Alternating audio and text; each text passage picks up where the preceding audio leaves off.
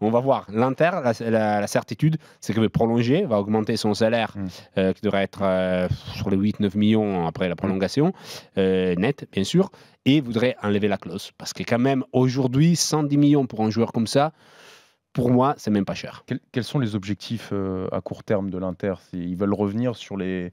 Ils ont les moyens et l'ambition de revenir... En théorie, cette année, ça devrait être la dernière saison où ils sont un peu coincés avec le fair play financier. Pour sortir de ça, il doit faire 30-40 millions de plus-value à la fin de la saison avec les ventes pour rentrer un peu dans les rangs du fair play. Après, quand ils seront libres, ils auront la possibilité de dépenser. Les propriétaires, Suning, c'est... je pense, 3e, 4e groupe industriel de technologie des ventes de la Chine. Mais après, il y a le fair play financier, c'est voilà. pareil. Donc, si cet été, ils vont sortir du fair play financier définitivement, ils auront la possibilité de faire beaucoup de manœuvres sur le mercato. Mais les priorités, c'est quand même de garder certains joueurs. Et Cardi, c'est un de ça. L'arrivée de Giuseppe Marotta, qui depuis cette semaine est officiellement directeur général, on peut dire, de l'Inter, qui s'occupe de la partie sportive.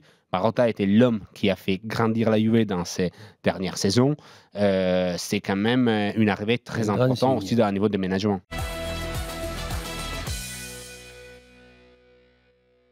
C'est normal qu'il veut retrouver le club du top niveau. Il se considère un grand joueur. Il parlait encore, il y a quelques temps, dans l'entretien en Italie, du fait que lui se considère d'avoir un potentiel et des qualités qui ne sont pas loin des plus grands attaquants du monde. Il a souvent fait des comparaisons avec Cristiano. On fait souvent des comparaisons avec Ibra en Italie. Mais Balotelli aurait pu être un joueur...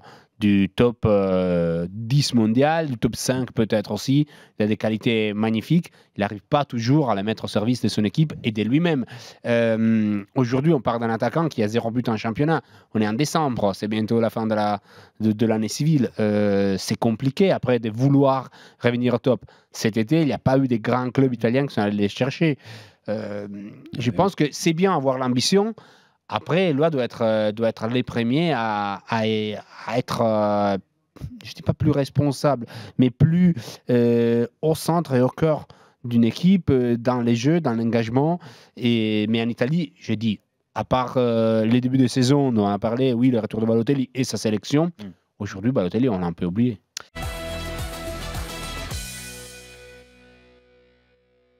Soyons clairs, hein, je prends pas du tout de plaisir à regarder Manchester United cette année.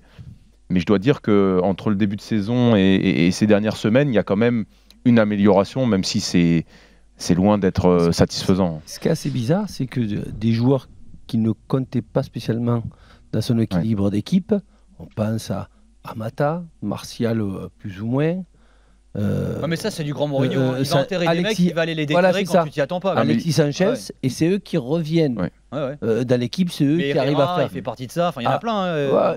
Mais Julien, le problème, il est surtout défensif cette année. Il concède. Ça fait un bon moment. Il concède beaucoup trop de buts. Ça fait un bon moment. T'es d'accord avec ça, Julien? Ah ouais, donc là ils ont concédé 26 buts en 16 journées. Bien sûr. Dans toute la saison dernière, on en a souvent parlé dans l'émission, ils ont concédé que 28 buts. Donc ils en sont à 2 de moins juste sur la moitié, même pas la moitié de la saison, on n'est même pas à la moitié de la saison comparé à toute la saison dernière.